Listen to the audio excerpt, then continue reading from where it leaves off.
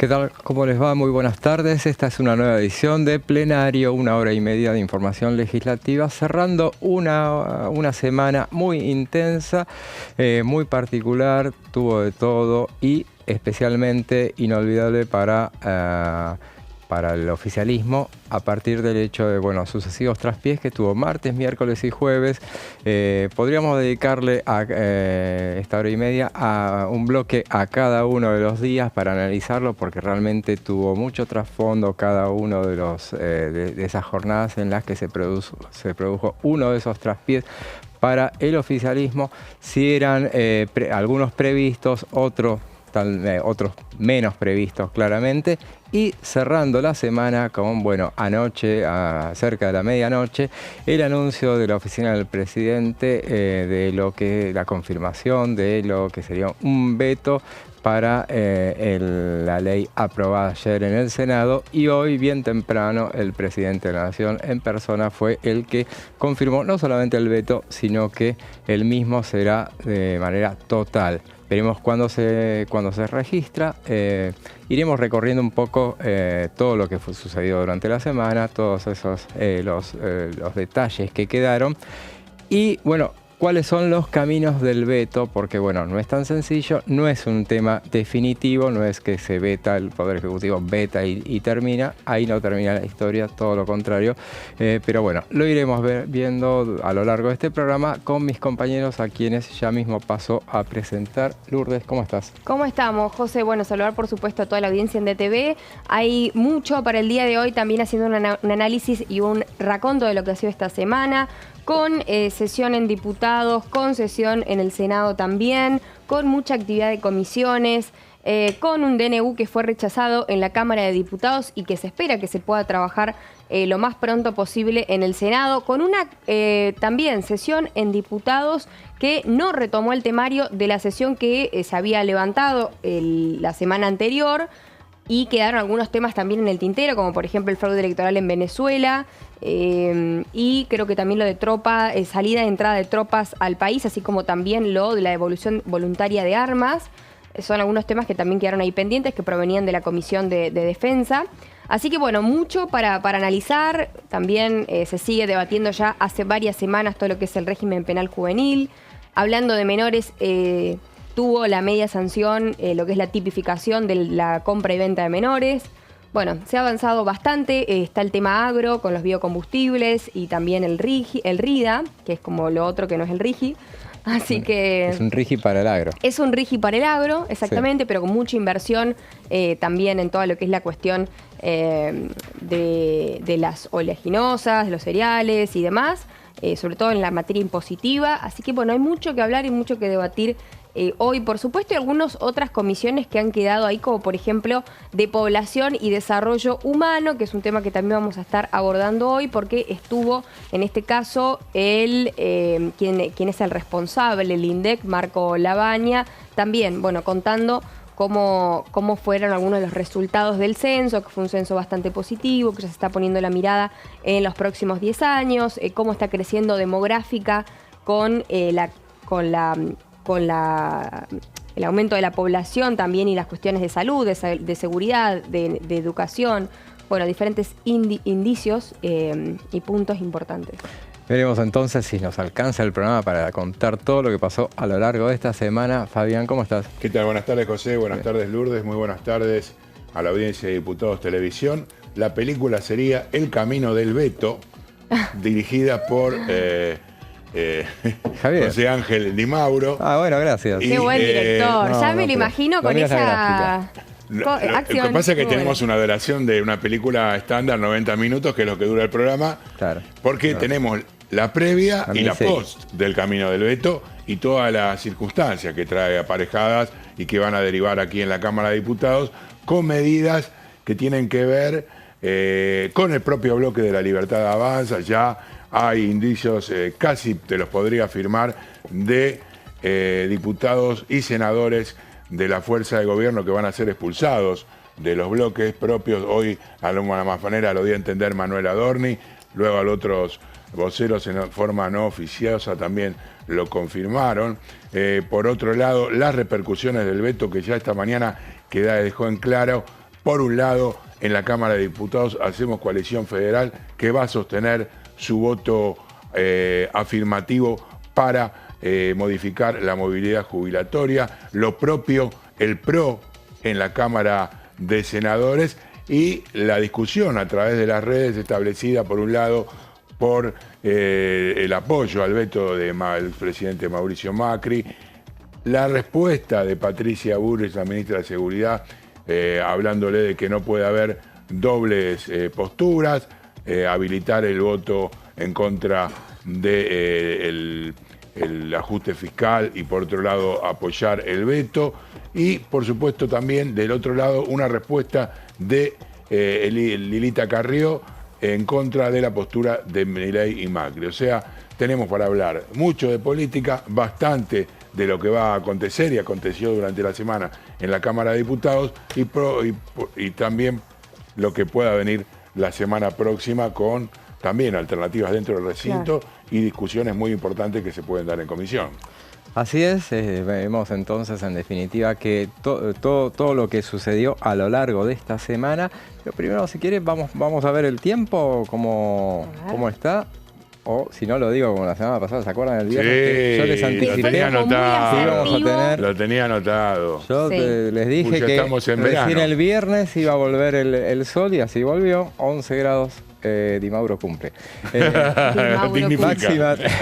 Máxima 13, mínima 5 grados, sí se notaba. Bueno, el fin de semana, un fin de semana bueno y frío, muy frío. Máxima 12 para el sábado, mínima 5 grados y para el domingo máxima 13 grados y mínima 7 grados.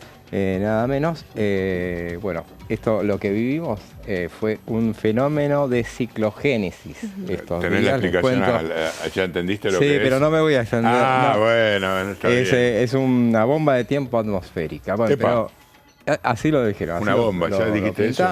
Pero bueno, lo que fue una bomba se conoció anoche, a la cerca, como les decía, al filo de la medianoche, anticipando lo que luego diría el presidente de la Nación en persona, bueno, hablando del veto. Veamos entonces el comunicado, y lo vamos a leer, el comunicado a la oficina del presidente, que decía, bueno, la oficina del presidente informa que el presidente Javier Milei, tal cual se comprometió con los argentinos, vetará el proyecto aprobado hoy por ayer, por el Congreso de la Nación, que tiene como único objetivo destruir el programa económico del gobierno.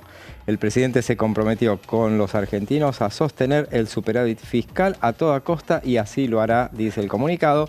El Congreso de la Nación, en un acto de populismo demagógico, sancionó un proyecto de ley irresponsable, ilegal e inconstitucional que establece gastos exorbitantes sin su correspondiente partida presupuestaria, lo que implicaría necesariamente que el gobierno vuelva a caer en las viejas prácticas de la emisión monetaria, el aumento de impuestos o el endeudamiento, que son las mismas recetas que nos han llevado al fracaso durante los últimos 100 años. ¿Querés que siga, José?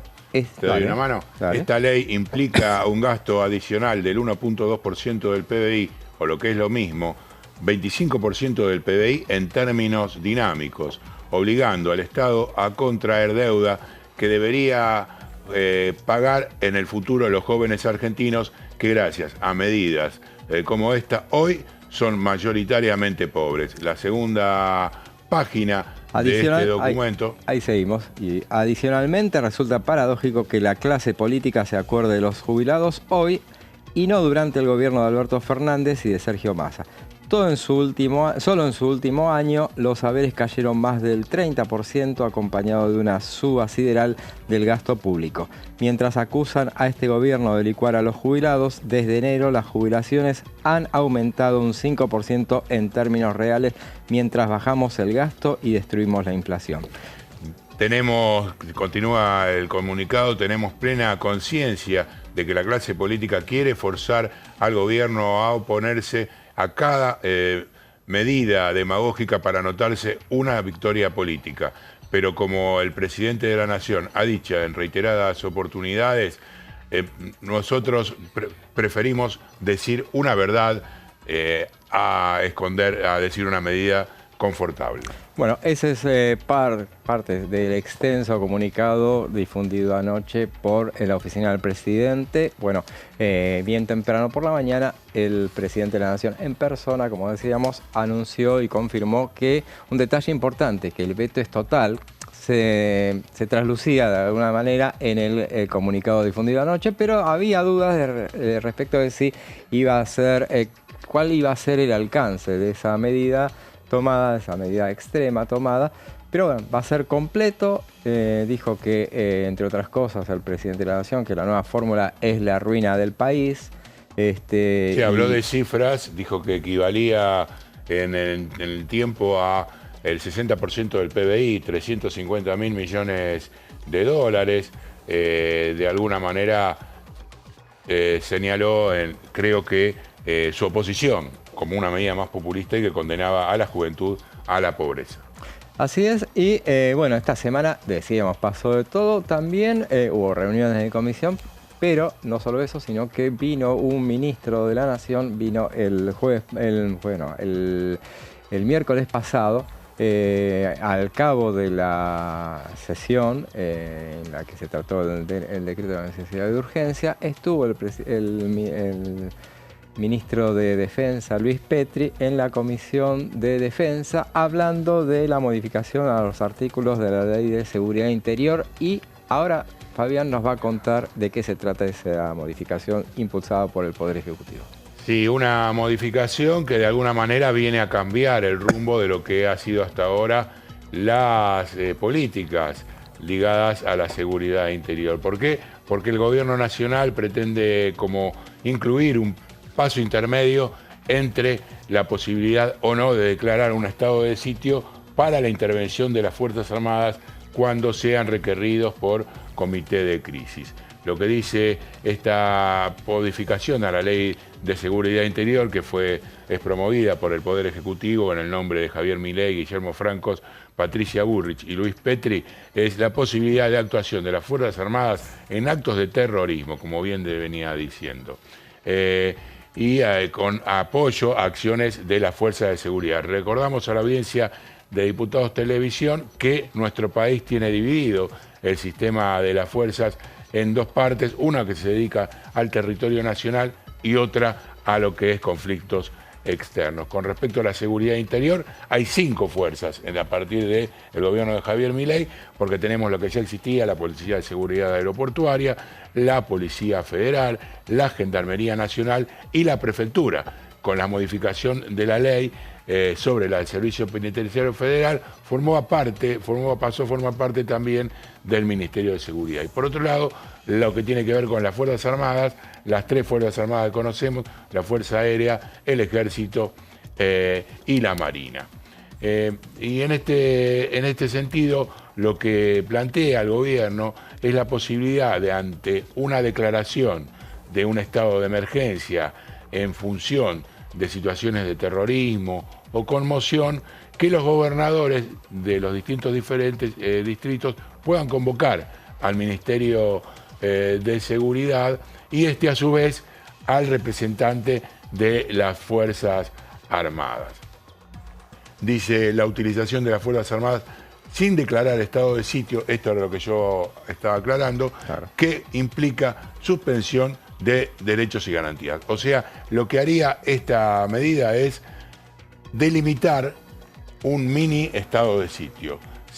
Poner en una zona determinada, con un perímetro específico, la posibilidad de limitar las acciones, con todas las cuestiones que conlleva, por supuesto, la participación de las Fuerzas Armadas, desde una constante pedido de documentación, circulación restringida por distintos lugares, estar expuestos, digamos, a una revisación constante, por ejemplo, de mochilas y ese tipo de cosas que ya conocemos, el acceso a los medios de transporte en ese lugar, entre otras cosas.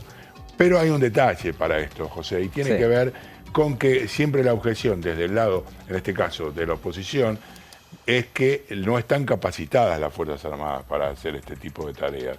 Están, digamos, de alguna manera entrenadas para el combate, para la pelea en otros territorios. Claro. Sí. Tienen, perdón Fabi que te interrumpo, No, por favor. Tienen que trabajar de manera mancomunada con las fuerzas de seguridad de cada una de las jurisdicciones. Sí, por eso está bien. O sea, es como que las fuerzas de seguridad en este caso las van a como ir guiando en el trabajo en la población. Claro. Y para ello habla de todo lo que tiene que ver en el texto de este documento con la experiencia en las misiones de paz del ejército, en lo que tiene que ver con CACOEPAS, que es el conjunto de funcionarios pertenecientes a las distintas fuerzas que participan en acciones en conjunto, que digamos que también es distinto a la labor, porque van a territorios para, de alguna manera, brindar el sostén a la población.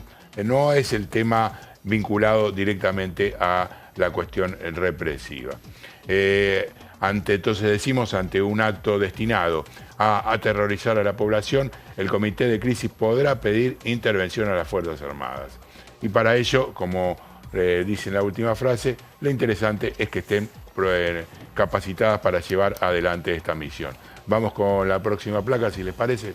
El uso de la fuerza habilitante para las operaciones de seguridad interior y su accionar será calificado en cumplimiento del deber y no punible, es decir, una acción en la cual intervenga un miembro perteneciente a las Fuerzas Armadas y genere alguna acción que le cueste, por ejemplo, la vida a una persona, no podrán ser consideradas como delito. Claro. Eso es lo que dice claramente el articulado de esta modificación a la Ley de Seguridad Interior. Una cuestión que, de alguna manera, es una de las que más están objetando desde los organismos de derechos humanos, inclusive el propio CELS, porque el recorrido de lo que tiene que ver y se denomina violencia institucional a lo largo de los 40 años de democracia ha sido bastante tremendo y se ha cobrado numerosa cantidad de víctimas, ¿no? La discusión, por ejemplo, sobre una cuestión o uno de los casos más promocionados en la justicia, que tiene que ver con el sargento Chocobar, por ejemplo, que para algunos no se justificaba que le disparara, para otros efectivamente sí. Bueno, fue condenado finalmente en la causa, aunque después fue homenajeado por la ministra Patricia Bullrich durante el gobierno de Mauricio Macri. Todas estas discusiones están a la orden del día en estos momentos alrededor de este cambio en la jurisprudencia de la Ley de Seguridad Interior. Claro, y esto último que decía, justamente que esto que despierta cierta rispidez, y porque las dudas que representan en el seno de las Fuerzas Armadas también, porque dicen, bueno, acá hay una ley que dice esto, pero bueno, ¿y qué pasa si cambian la ley o cuando cambia el gobierno, cuando cambien los vientos? En todo caso es lo que pasa es que ahí ya vas a tener cuestiones que han sido juzgadas y no pueden, como decimos siempre, ser de alguna manera modificadas para casos anteriores. Sí. Pero sí está claro que, según lo que se comenta dentro de las propias Fuerzas Armadas, no quieren participar de estas maniobras, de estas acciones, porque la historia no les ha sido muy favorable en cuanto a lo que ha significado las repercusiones dentro de la población y en general el rechazo que han sentido en algunas situaciones es importante. Además, tomemos en cuenta que la cantidad de hombres que conforman las fuerzas de seguridad, si le sumamos todas las policías, cada una de las policías provinciales, es muy importante. Sí. Son una cantidad cercana a los 200.000 uniformados. Sí. Y en ese sentido, bueno, ¿para qué sumar más? Uno diría, ¿cuál sería la justificación para que hombres inexperimentados, esto haciendo de abogado del diablo, participen en actividades, en acciones para los cuales no están preparados? Creo que ese es lo que se objeta con mayor claridad. Sí, recordemos, defendió esta norma en su visita a la Comisión de Defensa. En este caso se había hablado de que se iba a haber un plenario de Defensa y Seguridad Interior. Al final fue solamente de Defensa, que hizo una reunión previa y después se amplió con la presencia del ministro de Defensa. Y él decía en realidad que bueno, había que desideologizarse al tratar este tema, el ministro Petri, que recordemos aparte, lo comentábamos ayer, él estuvo solo en cuanto a que no estaba la presencia de los diputados del oficialismo como suelen acompañar en ese caso, porque bueno, había una reunión que ya sabemos que el miércoles después de la sesión se realizó una reunión muy intensa dentro del propio oficialismo, entonces no llegaban a... Muy intensa, que ya venía igual de todas formas bastante intenseada, lo podemos decir, desde la Comisión de Peticiones y Reglamentos, ¿no? También, claro, justamente, bueno, entonces ahí fue la consecución esa y la continuidad tuvo. En definitiva, después sí llegaron faltando unos 40 minutos a la comisión y bueno, pudieron hacer el acompañamiento del ministro Petri, que de todas maneras, recordemos, él fue diputado de la Nación 2 veces, así que tiene bastante buen manejo de lo que es el Congreso, mucho conocimiento y entonces se las arregló solo. Y recordemos también, la presidencia, hay una cosa que siempre les dicen a los oficialismos, la presidencia de la comisión, cuando viene un funcionario, tiene que ser ejercida por un oficialista. En este caso la ejerció Ricardo López Murphy, quien es castigado cada vez que puede por el presidente de la Nación, pero lo hizo con bastante soltura y bueno, no hubo ningún tipo de... Sí, además, bueno, Petri destacó en el recorte que se puede ver que esta no es una cuestión, como vos decís bien, desde el punto de vista, una postura del punto de vista ideológico, que han pasado 40 años, que realmente es importante poder diferenciar esta posibilidad de las que se toman con respecto al estado de sitio. En síntesis, una discusión que seguramente va a traer cola, una más dentro de un año en el cual está en tela de juicio bastante de lo que ha significado la jurisprudencia hasta la actualidad en estos 40 años de democracia, y de allí que el debate que se espera sea más bien áspero también dentro de la propia Cámara, si se aprueba el dictamen. Claro, esa ley ya está siendo tratada ahí. Bueno, esto fue la frutilla del postre, digamos, en todo caso, que si no estuvo seguridad interior fue justamente por todo lo que generó esa sesión que se había realizado antes, pero bueno, se la perdieron, ya está, él ya pasó, el ministro ya estuvo, aunque él dijo que vendrá las veces que tenga que venir para defender esta iniciativa.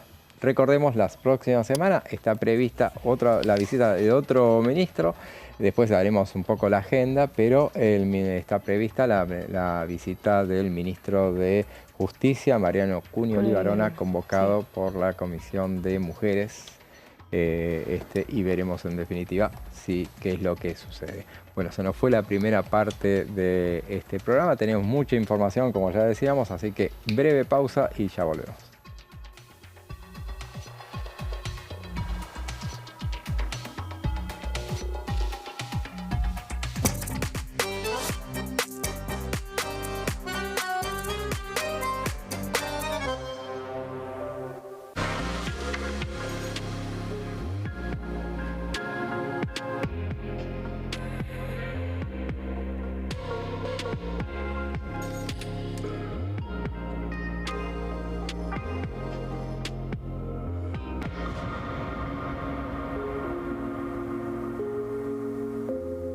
En este momento, millones de niños y niñas tienen desnutrición severa. Algunos están tan débiles que apenas pueden pararse. Pero con tu ayuda podemos salvar a los niños. Este alimento terapéutico listo para usar está lleno de vitaminas y nutrientes esenciales que ayudan a los niños y a las niñas a recuperarse de la desnutrición. Gracias a personas como vos, ayudamos a salvar a millones de niños cada año. Da un simple paso. Dona ahora y ayúdanos a seguir salvando vidas.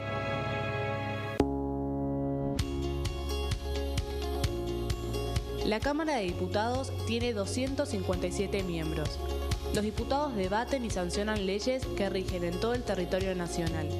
Algunas de las más importantes son el presupuesto de gastos generales del Estado, el Código Civil, el Código Penal, la forma en que se rige el trabajo, las jubilaciones, entre tantas otras. Además, controla y hace un seguimiento de las políticas del Poder Ejecutivo a través de la visita de diferentes funcionarios o el pedido de informes, así como la posibilidad de realizar juicios políticos a los funcionarios. La duración de los mandatos de los diputados es de 4 años y pueden ser reelegidos indefinidamente. Desde el momento en que asumen y hasta el final de su mandato, no pueden ser acusados, interrogados judicialmente ni molestados por las opiniones o discursos que imitan desempeñando su mandato. Son requisitos para ser diputado tener al menos 25 años, 4 años de ciudadanía argentina y haber nacido en la provincia por la que se postula o haber residido en ella los 2 años precedentes. Se agrupan en bloques que expresan partidos políticos o afinidad ideológica. Existen también los monobloques integrados por un solo diputado.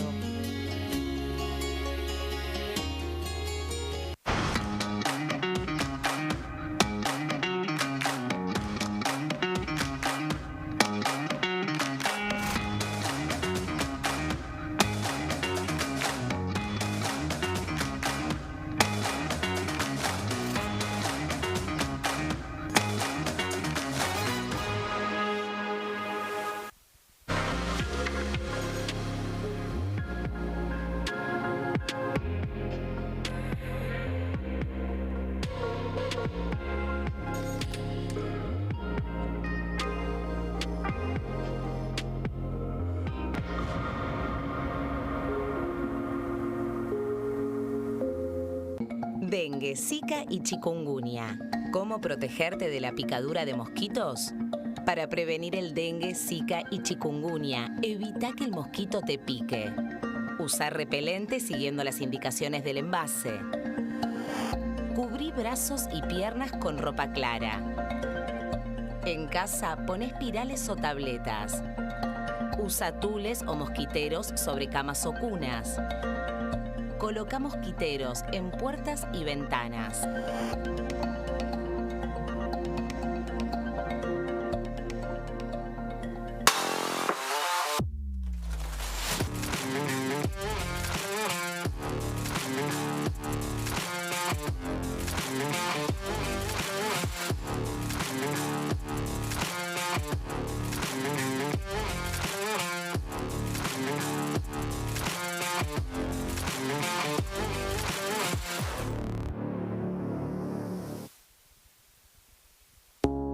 Las sesiones son el espacio donde los diputados debaten proyectos de ley para su aprobación, modificación o desaprobación. En una misma sesión se pueden tratar varios proyectos de ley. Desde el 1 de marzo, cuando el presidente las inaugura, se desarrolla el periodo de sesiones ordinarias. Entre el 1 de diciembre y el 28 de febrero se extiende el periodo de sesiones extraordinarias que solo pueden ser realizadas a pedido del presidente de la Nación. En el recinto, el bloque oficialista se dispone a la derecha del presidente de la Cámara, el bloque opositor mayoritario a la izquierda y en el centro los bloques con menos cantidad de integrantes. En el tratamiento, en general, los diputados tienen 7 minutos y los jefes de bloque entre 20 y 12 minutos conforme al número de legisladores que representen. La sesión es dirigida por el presidente de la Cámara de Diputados, que administra el uso de la palabra y las distintas instancias del funcionamiento. A la izquierda del presidente está el secretario administrativo, a la derecha el secretario parlamentario y debajo de él están los taquígrafos, que registran cada uno de los testimonios.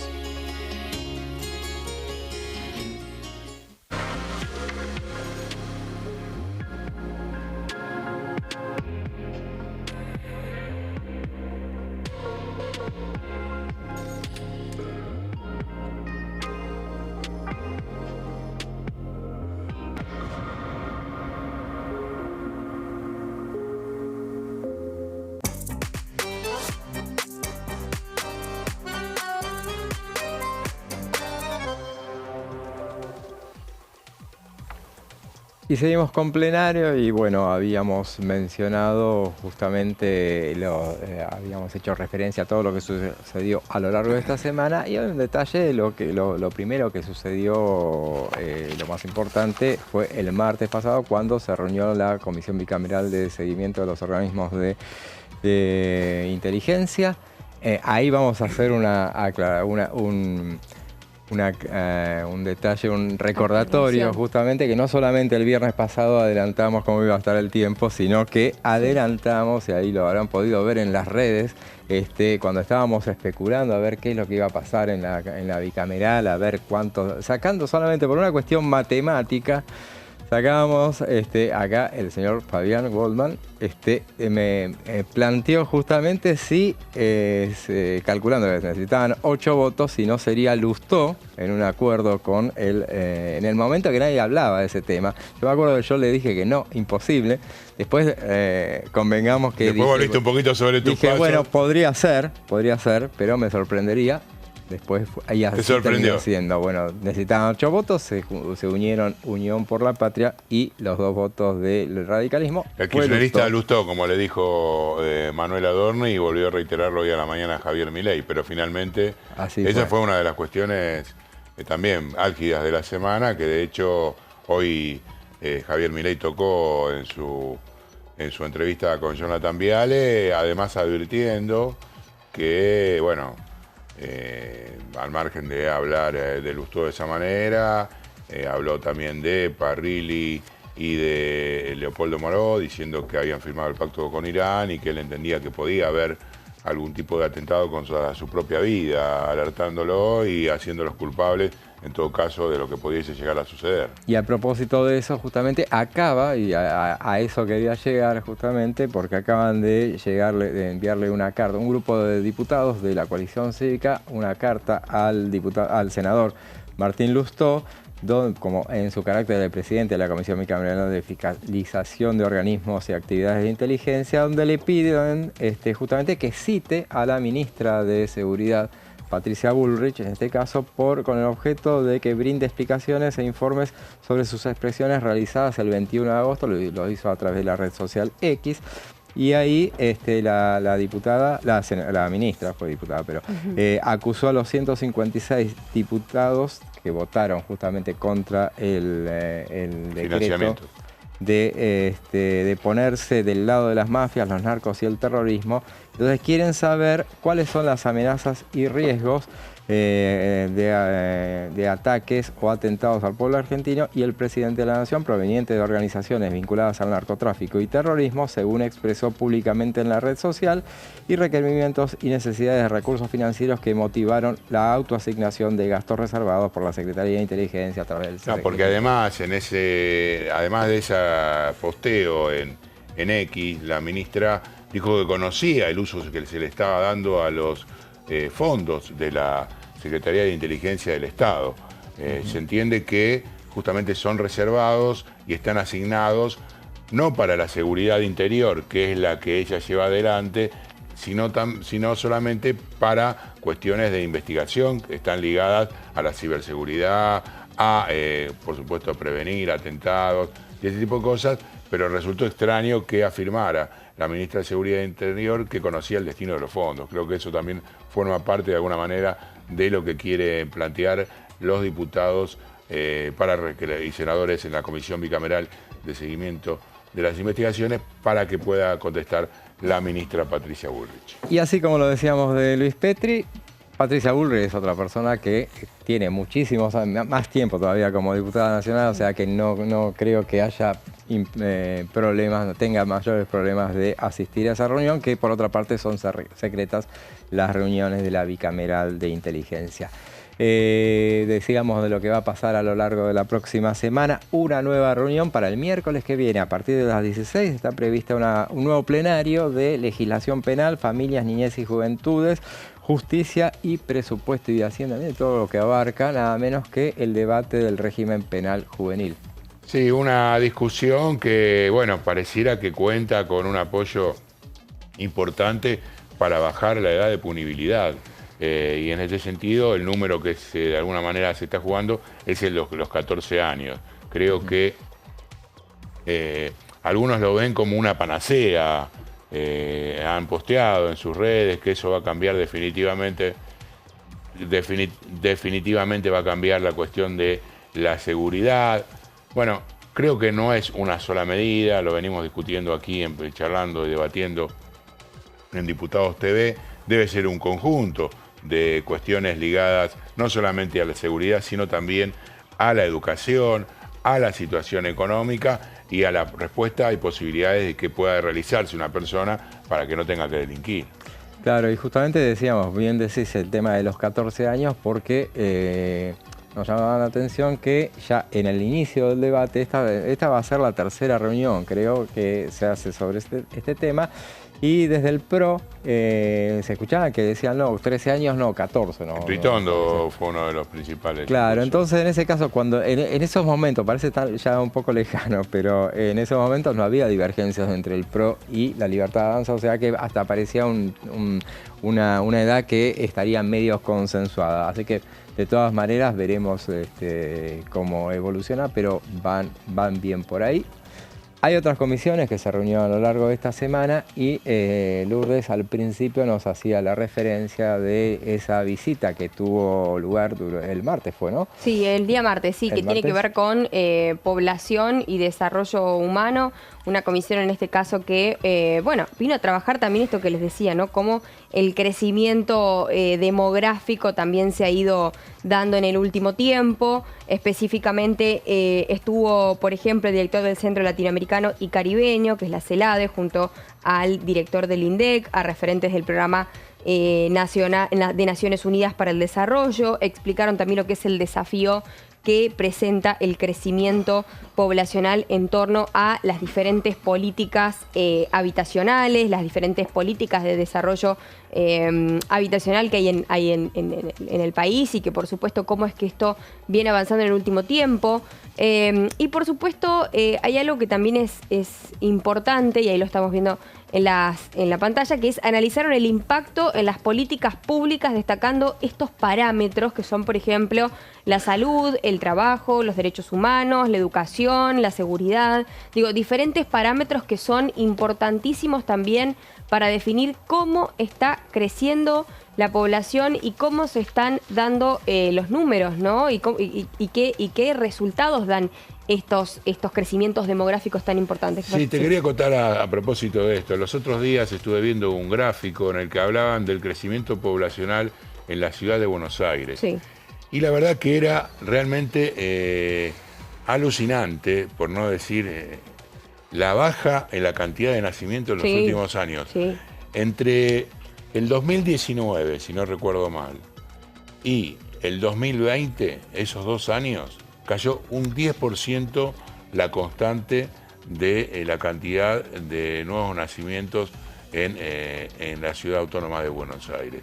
A ello colaboraron, entiendo yo, por un lado fundamentalmente la pandemia y por otro lado también, el último año quizá del gobierno de Mauricio Macri con una situación económica bastante complicada. Sí. Pero voy a ver si lo ubico para decirte mientras vos seguís desarrollando la columna y te paso el dato. Está bueno que lanzar estos resultados también y qué números y qué gráficos se están trabajando actualmente, porque claramente esto que dice Fabi es cierto, que ha bajado importantísimamente la tasa de natalidad, por lo que hay que estar atentos y revisando en base a estos números. Esta comisión que es presidida por la diputada Natalia Sarapura dijo específicamente, y lo vamos a ver en la próxima placa, también que van a poner en debate el proceso demográfico en el país. El director del INDEC destacó los logros del último censo y los desafíos para el censo 2030, o sea, de acá a un par de años, que ya cuánto nos quedan, 6 años, no es mucho. Uno veía ya por el 2020, Agenda 2030, no, ya quedan 6 años, chicos, claro, el tiempo vuela. Recordemos que el censo del 20 fue en el 2022. 2022, por eso decimos, pero ya de nuevo. Por eso nos robaron 2 años, se nos quedaron 2 años ahí, en el tintero. Pero fuera de eso, es importante también tener un entendimiento macro de qué es lo que está sucediendo en base a los números, en base a los censos, en base al crecimiento poblacional. También lo que había dicho la diputada que es presidenta de esta comisión, vamos a poner en debate el proceso demográfico en el país con una agenda que potencie este debate en el Congreso, o sea que se va a seguir hablando de este tema. Además estuvo el director del Centro Latinoamericano y Caribeño de Demografía, Simone Cecchini, que también aprovechó para comentar sobre el panorama demográfico de la región, que sigue creciendo, que alcanzará su máximo en el 2056. o sea, que va a continuar creciendo. ¿Y qué pasa después? Que la fuerza de trabajo está aumentando.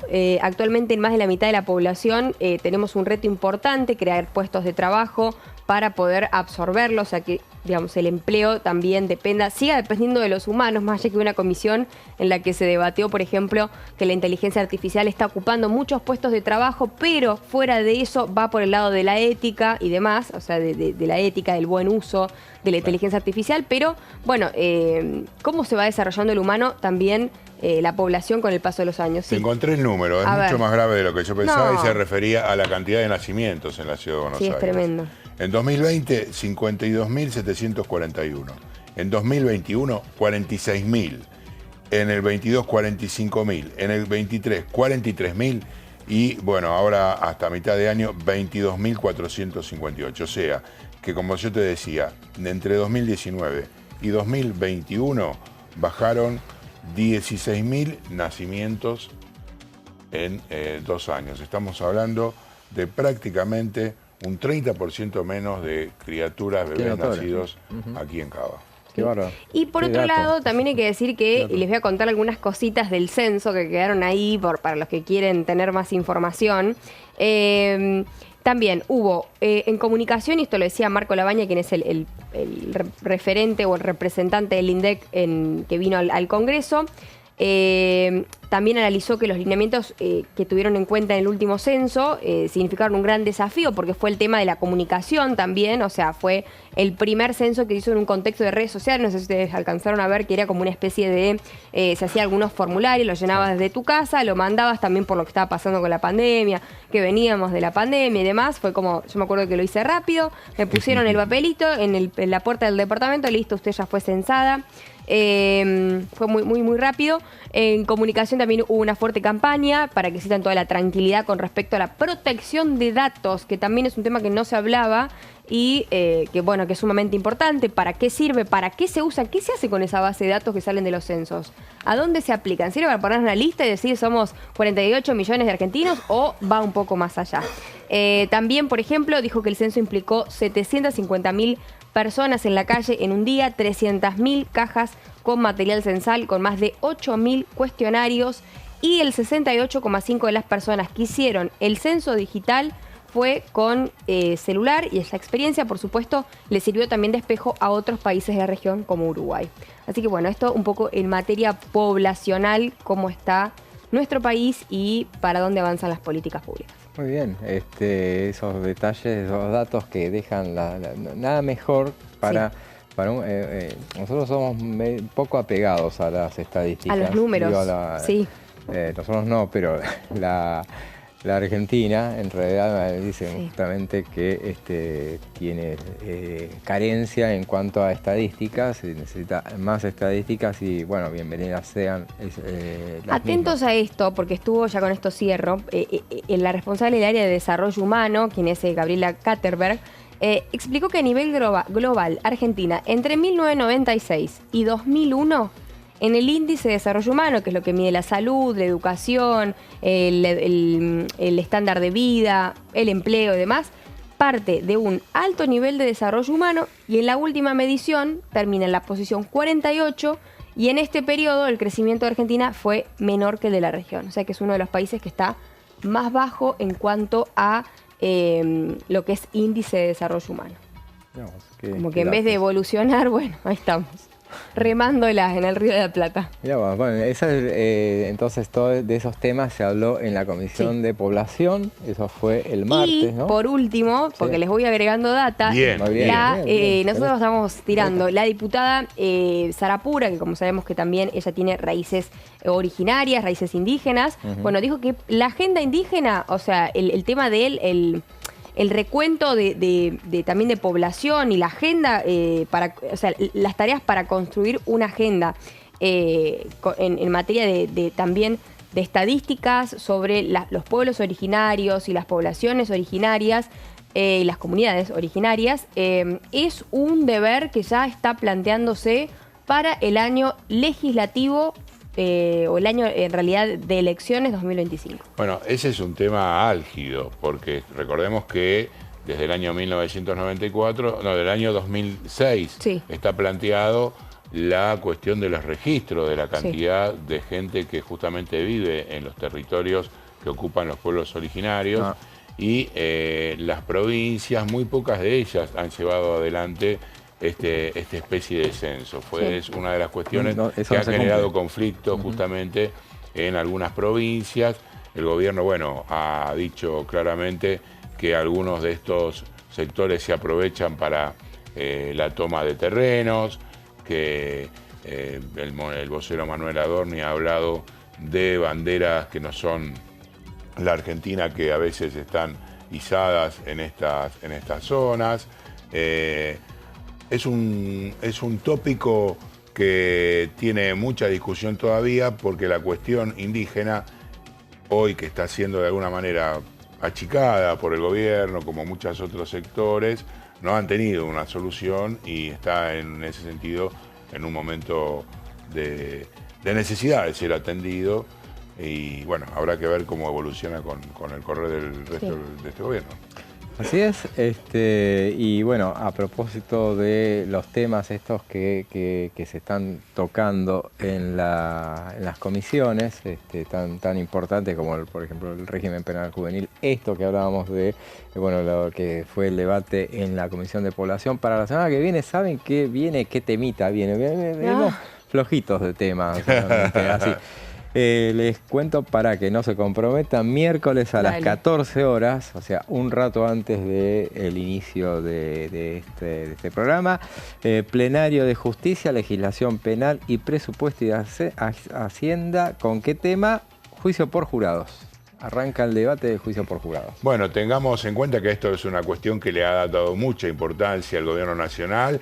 De hecho, el propio ministro Cunio Libarona ha organizado hace aproximadamente el viernes de la semana pasada, el martes de la semana pasada, esta actividad en la cual interpretaron arriba del escenario de La Ballena Azul en el Centro Cultural Kirchner una obra de teatro en la que estuvieron allí presentes funcionarios nacionales y definiendo un caso en función de lo que se planteaba. Y que trae algunas cuestiones que siempre de alguna manera están dando vuelta: cuánto de influenciables son los jurados, cuánto de efectivo pueden llegar a ser. Es muy interesante, digo, uno está acostumbrado a verlo en las películas, algunas de ellas muy famosas sobre juicios, creo que, y la verdad que es la introducción, bueno, ya está de hecho en la provincia de Buenos Aires, para algunas cuestiones existe, no está implementado a pleno en todo el país, aquí en la ciudad de Buenos Aires, lo que significa ser jurado, la carga que se le impone a cada ciudadano en ese sentido, la implicancia desde el punto de vista de la responsabilidad con respecto a la sociedad. Así que me parece una buena propuesta. ¿A qué hora? A las 2 de la tarde del miércoles. A las 2 de la tarde del miércoles que viene. Este también es un mandato constitucional que tiene. Sí, claro. Lo establecía la Constitución, de la cual ayer se cumplió 30 años nada menos de que terminó la Convención Constituyente. Bueno, estos días igualmente, aprovechando esos 30 años, podemos hablar de lo que fue, recordar un poco lo que fue esa Convención Constituyente. Ahora volvemos a la actualidad y veamos qué nos decía sobre el tema de producción sustentable, economía, el diputado Pablo Servi de Neuquén, de la UCR de Neuquén. Imposiciones o cuestiones que vienen de los mercados, ¿no? En la medida que nosotros exportamos y sobre todo queremos acceder a mercados exigentes, hoy es una premisa o una exigencia, valga la redundancia, de muchos mercados de certificar de alguna manera lo que uno produce, que lo venimos haciendo hace tiempo, pero en el sentido del equilibrio de la sostenibilidad de la producción. Que creo que en eso también tenemos que de alguna manera hacer ver que Argentina tenemos un sistema bastante sustentable de producción, y de hecho también en la matriz energética argentina tiene una alta componente de gas, que eso hace que es uno de los combustibles de transición o que tiene menos emisiones, nos posiciona en distintas formas, y creo que lo tenemos que hacer valer, por ejemplo, con algunos países europeos que todavía siguen usando una gran parte de su generación eléctrica con carbón, o China, por ejemplo, ¿no? Que tiene casi más de la mitad de la generación eléctrica con carbón. Entonces creo que por un lado tenemos que ir apuntando y trabajando de alguna manera en en la transición, en ir hacia energías más limpias. Antes de ayer tuvimos una jornada en la Comisión de Agricultura por el tema biocombustibles, que creo que es una de las discusiones que está pendiente. No se pudo dar dentro de la ley bases, pero entiendo que hay que darle a esa discusión de los biocombustibles. Y tenemos muchas oportunidades de alguna manera también el campo, más allá de producir alimentos, que se produzca servicios ecosistémicos, como se dice, ¿no? Que sea un proveedor o un fijador de carbono que emiten otras industrias o otras actividades, y que eso lo puedan de alguna manera capitalizar el campo para también ser parte de la sostenibilidad. Ahí lo escuchábamos al diputado Pablo Servi hablando de sostenibilidad ambiental. Lourdes, ese es tu tema. Sí, por supuesto. Es importante para en realidad para las nuevas poblaciones también entender la importancia de la sostenibilidad, del cuidado del planeta, porque hablamos también con él está en la Comisión de Industria y también la de Agricultura, si no me equivoco. Sobre el tema de los biocombustibles, cuáles son los nuevos proyectos también que están ahora a partir del RIDA, también este régimen de incentivo también para lo que son la generación de divisas en la agricultura, y por supuesto también promover en este caso las inversiones, ¿no? Las inversiones, el bienestar de aquellos que también se dedican a trabajar en el campo, ¿no? Claro. Y generar así también una cadena de valor muy importante. Así es, y bueno, y siguiendo con un poco, estaba revisando la agenda de esta semana, la que viene. Hay una cosa que por ahí muchos, nosotros sí, pero no se le presta demasiada atención por ahí a la constitución de los grupos parlamentarios de amistad. Sí. Hoy, por ejemplo, se constituyó el grupo de amistad con la República de Indonesia. La semana que viene estaba viendo que para el martes que viene, ya que estamos anotando en la agenda a ver detalles importantes que pueden llamar la atención, a las 12 al mediodía del martes que viene, 2 horas antes, el otro, el de juicio por jurado, era el miércoles. Este es el martes que viene, se constituye el grupo parlamentario de amistad con Venezuela. Mira. Momento difícil. A ver quiénes están. De hecho, hoy a la mañana el conjunto de países que acordaron políticas similares con respecto a lo que está sucediendo en Venezuela decidió no reconocer lo que resultó ayer, y se expresó el Comando Nacional Electoral dándole el triunfo a Nicolás Maduro. Te reto para el próximo bloque a que hagas el camino del veto. Bien, dale, vamos a tratar de hacer el camino. No sé qué pensar con ustedes, la verdad que todo esto se va a desmadrar porque es viernes. Pero bueno, lo prometimos el horno en el no inicio. Está para el horno. No, vos no pienses vos, cosas indecentes, Lourdes. Lo prometimos en el inicio del programa. Me parece que el experto aquí en cuestiones parlamentarias, con un poco de años en la Cámara, aclare que le damos todo el honor para que lo haga. Es sin ningún tipo de doble sentido, lo aclaramos también. No, acá somos totalmente sin doble sentido. Pero así que bueno, vamos a ver para el próximo bloque, pero entonces para ir al próximo bloque primero hay que ir a una breve pausa. Ya volvemos.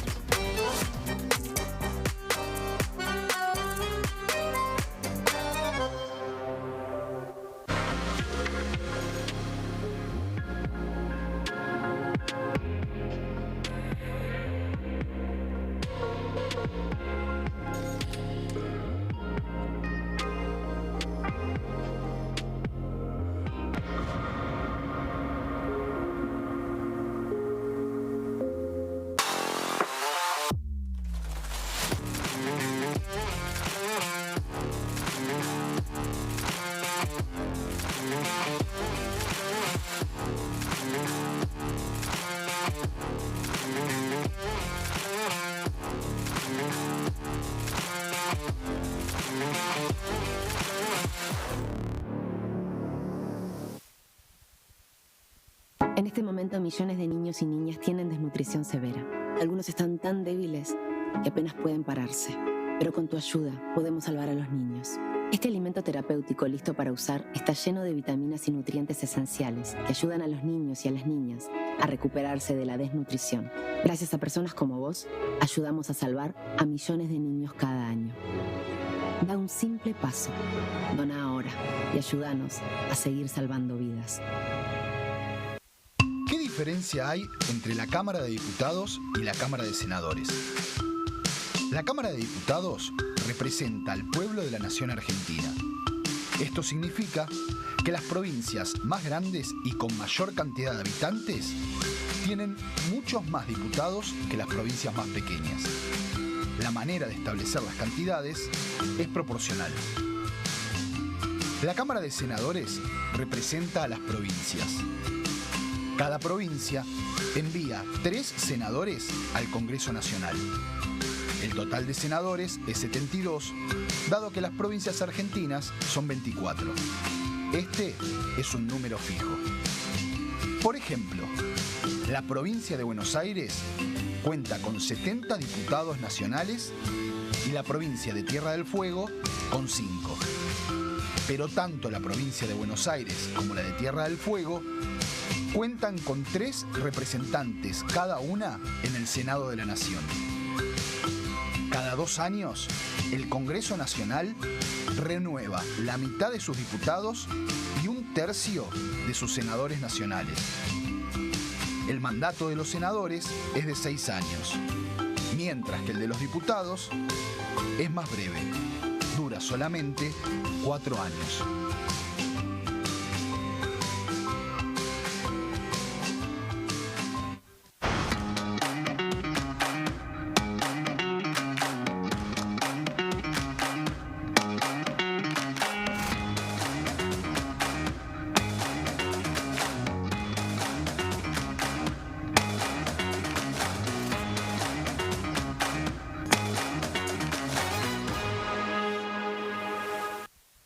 Prevenir dengue, zika y chikungunya. Para prevenir estas enfermedades, evita que el mosquito te pique y no lo críes en tu casa.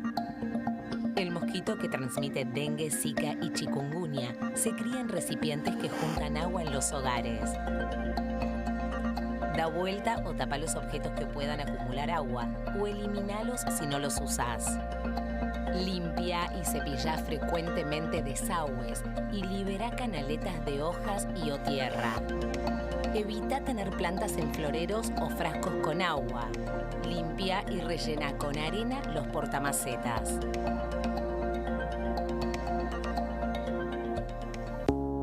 Las sesiones son el espacio donde los diputados debaten proyectos de ley para su aprobación, modificación o desaprobación. En una misma sesión se pueden tratar varios proyectos de ley. Desde el 1 de marzo, cuando el presidente las inaugura, se desarrolla el periodo de sesiones ordinarias. Entre el 1 de diciembre y el 28 de febrero se extiende el periodo de sesiones extraordinarias que solo pueden ser realizadas a pedido del presidente de la Nación. En el recinto, el bloque oficialista se dispone a la derecha del presidente de la Cámara, el bloque opositor mayoritario a la izquierda y en el centro los bloques con menos cantidad de integrantes. En el tratamiento, en general, los diputados tienen 7 minutos y los jefes de bloque entre 20 y 12 minutos conforme al número de legisladores que representen. La sesión es dirigida por el presidente de la Cámara de Diputados, que administra el uso de la palabra y las distintas instancias del funcionamiento.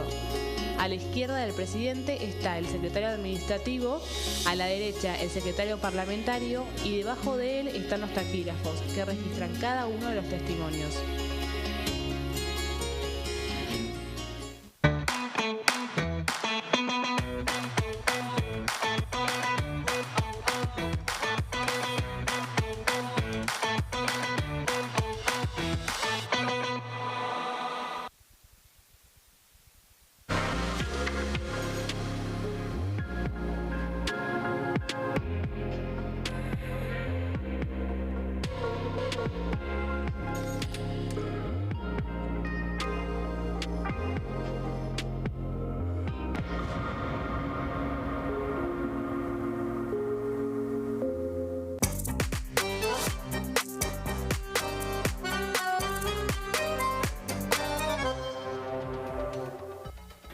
Y seguimos con plenario y lo prometido es deuda, lo que a pedido de Fabián Waldman. Entonces vamos a hablar del veto. Dale, metele pata que... ¿Cómo era el camino del? El camino del veto, por favor, el camino del veto. Con B, corta. El camino por del favor. veto. Bueno, veamos entonces, ¿el veto puede ser parcial o total en este caso? Lo que en este caso, para la ley de movilidad previsional, que ya tiene un nombre que no es exactamente ese, no me lo acuerdo, y desarrollo social, no sé, es bastante más largo, pero en este caso, bueno, se especulaba con que podía llegar a ser parcial esta iniciativa. No hay mucha mayor duda o explicación. Toda ley, salvo reformas constitucionales, toda ley es pasible de veto, salvo aquellas que necesitan mayorías especiales y que entonces, bueno, que no necesariamente ahí pueden llegar a ser vetadas. Yo te voy a hacer de interrogador. ¿Cuánto tiempo tiene el presidente para vetar la ley? Porque lo que hizo ayer fue el anuncio del veto.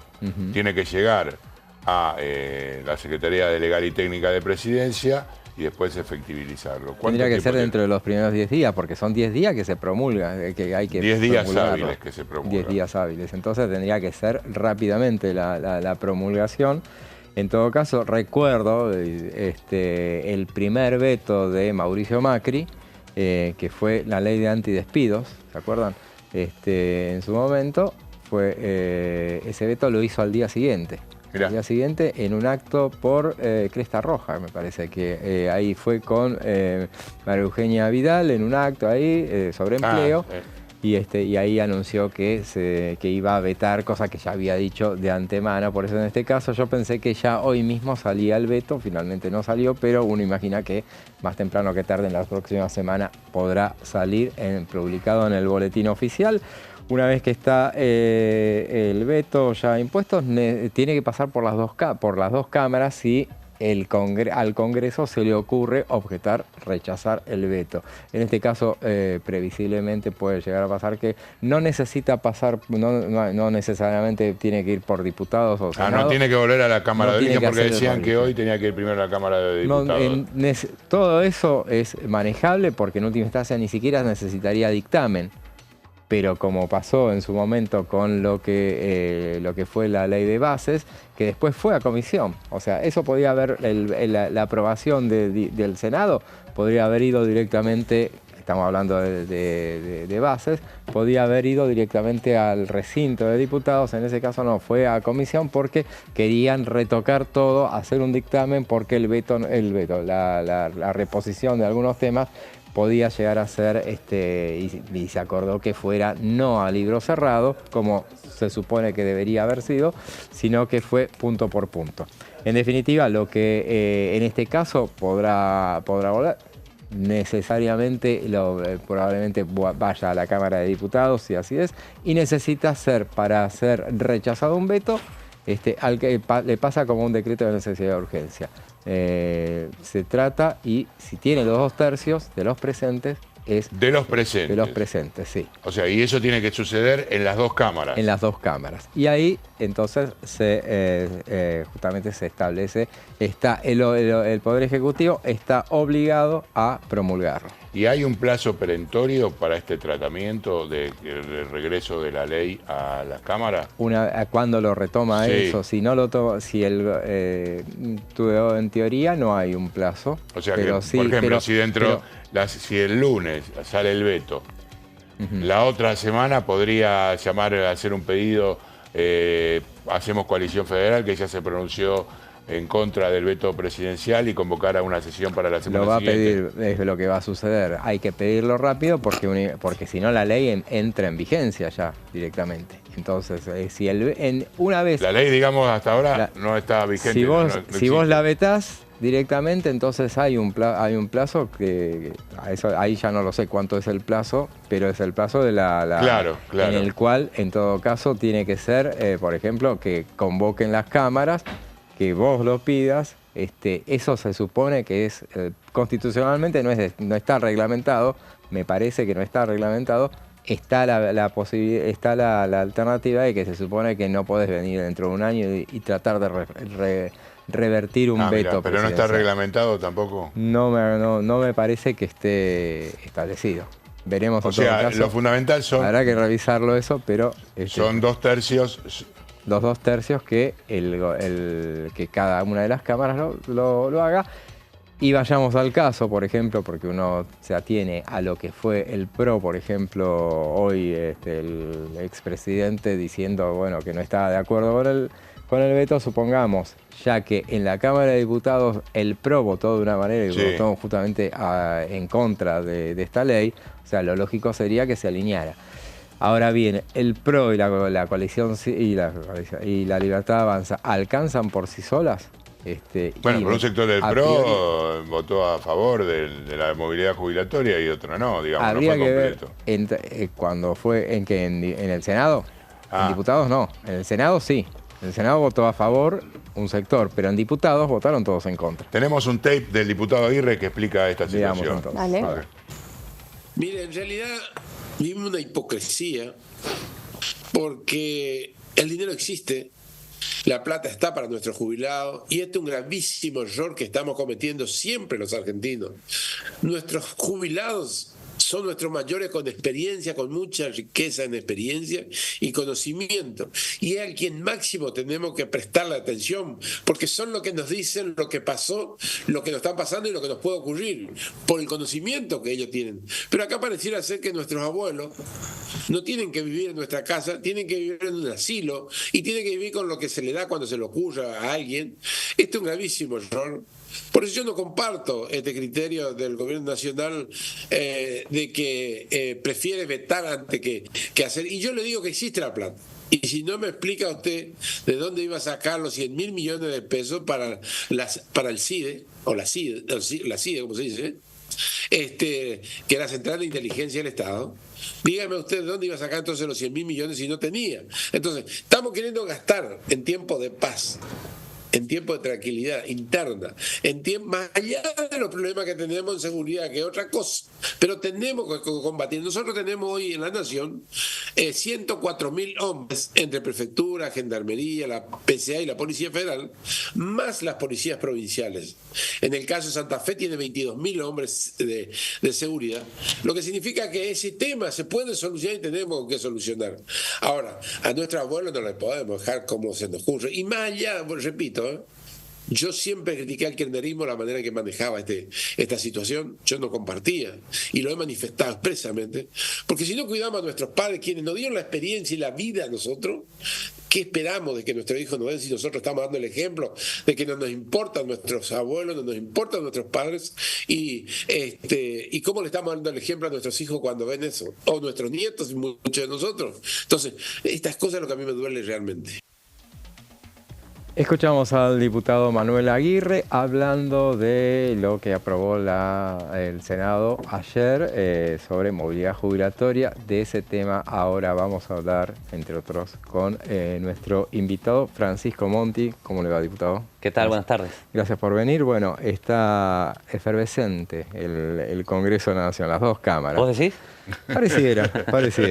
Sí, la verdad que son días difíciles. Álgidos. Sí, son días difíciles de verdad. Ustedes particularmente es miembro de la Comisión de Peticiones, Poderes y Reglamento, donde esta semana estuvieron a full también.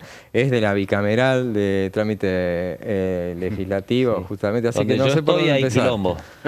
¿Será usted? Comisión que está... El año pasado era con juicio político. Claro, ustedes tienen que ver dónde estoy. Sí. Y ahí va a pasar polémica. Algo. Bueno, a ver, no sé por dónde empezar, pero empecemos por lo más reciente, el veto. Sí. El veto que se anuncia por parte del presidente de la Nación. ¿Qué postura van a tomar? Bueno, ustedes saben, escenario complicado para el gobierno. Se anuncia un veto liso, llano y total, ¿no? Porque aparentemente hay fuerza necesaria en el Congreso como para insistir con esta iniciativa. Mirá, nosotros hubiéramos querido, cuando fuimos gobierno, Cambiemos, que exista en el Congreso la masa crítica que hoy existe, de bastante responsabilidad fiscal, esto hay que decirlo. Nosotros fuimos con un proyecto que tiene un costo fiscal del 0,4 del PBI. Sí. Veo que se están diciendo otras cosas por ahí. Eso es lo que daba cuenta la Oficina de Presupuesto del Congreso. Hago un paréntesis ahí. ¿Sí? Lo que dice el oficialismo es que el 25 es 0,8 y después se va aumentando. Sí, después permitíme adentrar en algo porque no sé cómo hacen la cuenta, pero también es cierto, y esto hay que asumirlo, de que hay un costo que tiene que ver con el incremento de ese 8% que quedó colgado del mes de enero, ¿sí? A eso se suma el ajuste por inflación, o si querés la indexación para adelante, que el gobierno ya lo había incorporado. Sí. Por ahí el gobierno había planteado alguna cuestión que, a mi entender personal, tiene alguna razonabilidad desde el punto de vista de que año a año, en el mes de marzo, hay que hacer una actualización en función del RIPTE, ¿no? El 50% de la evolución del RIPTE, porque eso hace que las jubilaciones se incrementen en términos reales, que también es necesario, pero si hay un comportamiento de la economía decreciente, eso no impacta. Entonces te impacta, tiene un impacto fiscal negativo cuando la economía va para arriba, pero no tiene esa amortiguación cuando va para abajo. Creo que en el Senado se había generado algún tipo de conversación buscando algún tipo de equilibrio, eso no tuvo éxito, así que ahora es un poco todo o nada, ¿no? Creo al mismo tiempo que el planteo que hace el gobierno tiene una parte de seriedad cuando plantean esta cuestión de que el déficit cero es innegociable, ¿no? Porque, a ver, nosotros no estamos confrontando con esa idea, eso tiene que quedar claro, o sea, no es los degenerados fiscales contra los que buscan el déficit cero. Yo creo que en la Argentina debió haber existido un acuerdo de gobernabilidad, que lamentablemente no se dio, el gobierno no lo buscó, en donde me parece que uno de los puntos centrales debió haber sido este. Pero cuando vos decís déficit cero, también tenés que discutir la calidad del ajuste. Que yo creo que eso es lo que interpela, ¿no? O sea, se puede buscar el déficit cero de distintas maneras. Siempre va a ser un esfuerzo, esto hay que decirlo, pero por ahí el gobierno no tiene esa permeabilidad, ¿no? Para decir, bueno, los jubilados han hecho un esfuerzo, incluso con el incremento que nosotros estamos proponiendo, hacen un esfuerzo, pero al mismo tiempo vemos que en el tema calidad no se puede por ahí conversar. Incluso fíjate vos que nosotros planteamos el tema de los gastos tributarios, los beneficios fiscales e impositivos que tiene, por ejemplo, la industria de Tierra del Fuego, que es algo escandaloso y que creo que deberíamos meterlo a esta altura del año también en el paquete, para que nosotros también demostrar que queremos mejorar la calidad del ajuste, de que no sufran los jubilados, que claramente no son la casta, pero que al mismo tiempo podamos buscar eliminar algunos privilegios sobre lo cual el gobierno ha cabalgado mucho desde el punto de vista discursivo. Ahí hablaste de los impuestos. ¿Qué tal? Buenas tardes, diputado. Buenas tardes, Fabián. Hablaste sobre una cuestión que viene insistiendo hace tiempo, que tiene que ver con los beneficios fiscales en Tierra del Fuego. Desde otros sectores también hablan de que el gobierno decidió bajar bienes personales este año, y lo propio con el subsidio a una empresa ya varias veces millonaria como Mercado Libre. ¿Hay ahí alguna herramienta como para generarle recursos al Estado y que en definitiva, como quedó demostrado, pareciera el ajuste no lo paguen los jubilados? A ver, con bienes personales esa es una verdad relativa, ¿no? Lo que vos planteás. Permitime explayarme mínimamente, porque la baja de bienes personales también hay que ponerla en el combo del blanqueo, entonces probablemente produzca paradójicamente esa baja de bienes personales un incremento en la recaudación en la medida que todo este paquete de moratoria blanqueo tenga éxito, ¿no? Entonces no es que siempre vos aumentando impuestos vas a lograr una mejor recaudación. Yo creo que en ese sentido hay algún punto de razonabilidad. No es bueno tener un esquema tributario que deriva en que todos terminen viviendo en Uruguay, ¿no? Entonces, yo creo que en eso nosotros hemos estado de acuerdo con el tema de bienes personales y lo que vos planteás de Mercado Libre. A ver, no me gusta hablar de empresas en particular, pero yo creo que hay sectores de la economía que si no tenés algunos elementos para potenciarlas, te quedás sin esos sectores. Vos fíjate el régimen de grandes inversiones que algunos plantean, bueno, ¿cuál sería el costo fiscal futuro, ¿sí?, de las empresas que inviertan bajo el RIGI y por ahí paguen menos ganancias? Bueno, si no tenés esas empresas, si no tenés ese régimen, a lo mejor te quedás sin las empresas y sin los emprendimientos. A ver, la Argentina exporta por año 4.000 millones de dólares en el sector minero contra más de 50.000 de Chile.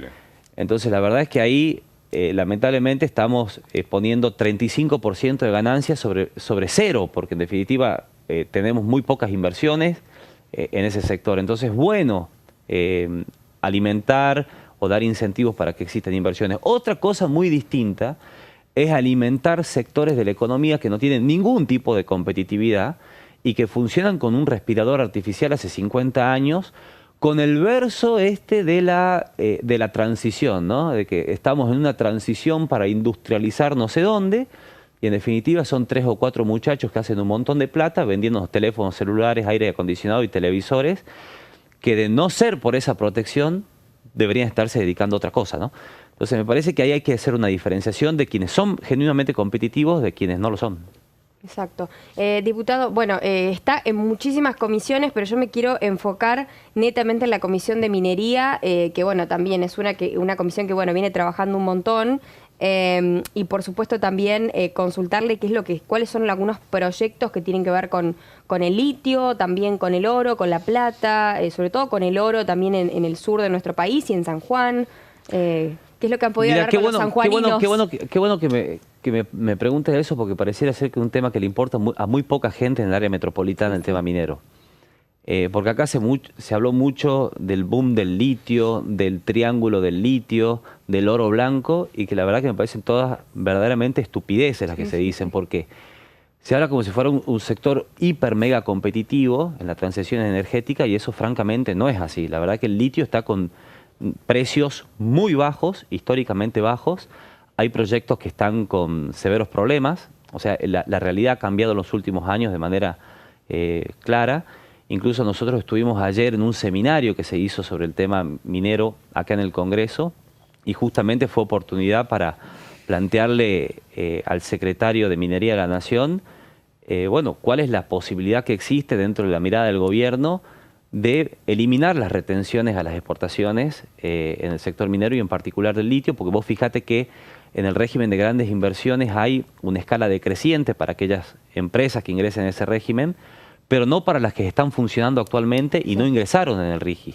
Entonces yo creo que sería muy importante lograr que quienes actualmente tienen emprendimientos en la Argentina, y algunos están parando los proyectos, por lo menos en la fase de explotación, para lograr mejor competitividad. A ver, tenemos retenciones en las exportaciones, hay que decir que nuestros vecinos países no tienen ese elemento de recaudación, que además no genera ningún tipo de impacto en los pueblos y en las comunidades. No. O sea, las retenciones a las exportaciones se las chupa entera el Estado Nacional. No creo que tenga gran impacto fiscal eso para la nación, porque las exportaciones en el sector minero son muy bajas. Y creo al mismo tiempo que hay que mejorar el equilibrio con las provincias. Yo he presentado un proyecto para que una parte, el 20% de lo que se recaude de impuestos a las ganancias, quede en las provincias donde se desarrollan proyectos. Esto no es una idea que ha sido un invento mío, no es ningún tipo de genialidad, simplemente es retomar una idea de la década del 90, cuando en el ocaso del gobierno del presidente Carlos Menem se aprobó el Fondo Compensador Minero. Eso fue vetado por el presidente Larrúa cuando asumió, y nosotros estamos queriendo impulsarlo en la Comisión de Minería. Diputado, lo lleva a otra de las comisiones que usted integra y que están bastante agitadas, la de bicameral de seguimiento de trámite legislativo. En la última sesión fue invocado justamente en su rol de senador, de no senador, justamente, pero ¿qué hubiera pasado? ¿Qué hubiera pasado si en vez de un decreto de necesidad de urgencia, el tema de los fondos reservados hubiera sido un decreto común? ¿Podía haber sido eso? Pienso que no. Pienso que no, porque ahí sí es una materia vedada por la Ley de Administración Financiera. Yo no estoy de acuerdo con quienes dicen que esto no podría haber sido materia de un DNU. Yo pienso que sí, porque justamente la Ley de Administración Financiera lo que establece es que esto tiene que ser hecho por ley. Justamente los DNU son para legislar en todos aquellos temas que tengan que ser hechos por ley. Y al mismo tiempo no puede la Ley de Administración Financiera establecer algún tipo de restricción más allá de la Constitución. Desde mi punto de vista, lo que estaba incorrecto en el decreto de los fondos reservados es una incongruencia entre los fundamentos, básicamente, y la parte resolutiva. ¿Qué decía la parte resolutiva? Empiezo por el final, que se basaba en el artículo 38 de la Ley de Inteligencia, que son gastos reservados. Los gastos reservados son solamente para operaciones de inteligencia. En los fundamentos decía que era para una reestructuración administrativa, algo así de la CIDE, ¿no? Entonces, vos no podés fundamentar una reestructuración administrativa y después decir que necesitas gastos reservados para operaciones de inteligencia. Eso para mí era ese tipo de vicio, ¿no? Y yo no entro en ningún tipo de paranoia ni en narrativa de que esto es para los trolls del gobierno, que quieren espiar a todo el mundo. Francamente, a ver, acá en la Argentina todos los políticos quieren hacerse los que están fumando, viste, abajo del agua y que ven conspiraciones. Yo quiero ser un poco más llano y decir, a mí me parecía que el decreto tenía fallas, tenía defectos, y eso no va en contra de que eventualmente haciendo las cosas bien, la CIDE cuente con recursos razonables para hacer una reestructuración y para hacer inteligencia, que es lo que corresponde. Muchas gracias, diputado. A ustedes. Bueno, escuchábamos entonces a Francisco Monti, quien ocupa cargos en las comisiones nada menos como peticiones, poderes y reglamento, la bicameral permanente de trámite legislativo, defensa del consumidor, juicio político, otra de las comisiones que falta constituirse. Recordemos que esa comisión las autoridades quedó en un limbo porque bueno, se constituyó finalmente la presidencia, pero no fue reconocido por las autoridades legislativas, así que en definitiva, bueno, veremos cómo es que se termina resolviendo ese tema, que bueno, veremos más adelante cómo se resuelve. Interesante la postura porque anticipa lo que puede llegar a ser del diputado la discusión cuando regrese la propuesta a la Cámara de Diputados, en principio que creemos que va a ser el primer escalón. Y otro tema que estaba dando vueltas en estos momentos fue, te cuento, José, lo que tiene que ver con una propuesta de Cecilia Moró, Germán Martínez y Paula Penaca, porque el gobierno resolvió dar por disuelta la unidad investigadora que daba servicio a la Comisión Nacional por el Derecho a la Identidad.